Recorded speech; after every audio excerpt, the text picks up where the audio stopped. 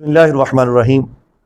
قرآن مجید فرقان حمید کا مذاق اڑانا یہ کفر ہے۔ کسی ایک آیت کا بھی اگر کسی نے مذاق اڑا دیا وہ دائرہ اسلام سے نکل گیا۔ جان بوجھ کر قرآن مجید فرقان حمید کو زمین پر پھینکنا، ایک ہے کہ ویسے گر گیا، تو اگر کسی نے جان بوجھ کر پھینک دیا اس نے کفر کیا۔ اس کو اگر دوبارہ اسلام میں آنا چاہتا ہے تو شہادت، اور اگر اس کے نکاح میں عورت ہے تو وہ بھی نکل جائے گی۔ جس نے دف یا کسی باجے کے ساتھ قرآن مجید پڑھا اس نے کفر کیا۔ یا ہمارے ہاں بہت سارے ایسے لوگ ہیں، ادھر سے باجے اور ڈھول چل رہے ہوتے ہیں، ساتھ قرآن پاک پڑھ رہے ہوتے ہیں۔ قرآن مجید فرقان حمید جس نے بطور توہین قرآن مجید پر پاؤں رکھا وہ کافر ہو گیا، یعنی کہ جان بوجھ کر اگر کوئی ایسا کرتا ہے تو وہ کفر کرتا ہے۔ جس نے بہت زیادہ، یہ ہمارے الفاظ بہت زیادہ ایسے پائے جاتے ہیں جو بندہ دائرہ اسلام سے نکل جاتا ہے۔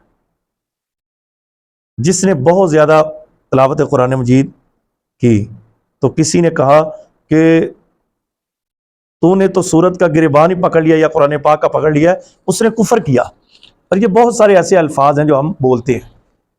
ایسے ہی کسی شخص کو نماز با جماعت کی طرف بلایا گیا تو اس نے کہا میں تو تنہا پڑھوں گا، کیونکہ قرآن مجید میں ہے ان الصلاۃ تنہا، یعنی اس نے تنہا سے اردو والا تنہا مراد لیا۔ ایسا کہنا کفر ہے۔ قرآن مجید فرقان حمید کو غیر عربی کہا، اس پر حکم کفر ہے۔ یعنی یہ وہ چیزیں ہیں جو ہم عام روٹین میں ہمارے سامنے آتی ہیں۔ جو شخص قرآن مجید کو ناقص کہے وہ کافر ہے۔